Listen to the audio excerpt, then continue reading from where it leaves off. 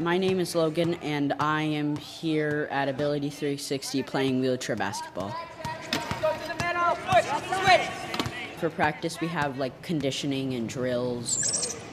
Let's go, guys. Push. You kind of really have to multitask. Push, catch, throw, push, catch, throw. Keep it up. Keep it up.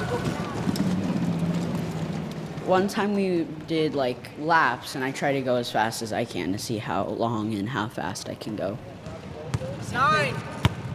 It went well for the first few minutes, and then it burned out most of my energy, and I kind of crashed and burned. We fixed it. That's almost like what happened. We play games, we kind of joke with each other. I really like to be on a team because it's a group effort. 6, 8, 9, 10. Switch. 1, 2, 3, 4. That was Logan Carson with his team at wheelchair basketball practice. If you have suggestions or you hear things that make Phoenix Phoenix, or you just want to take a shot at us, send us a note at theshow@kjzz.org.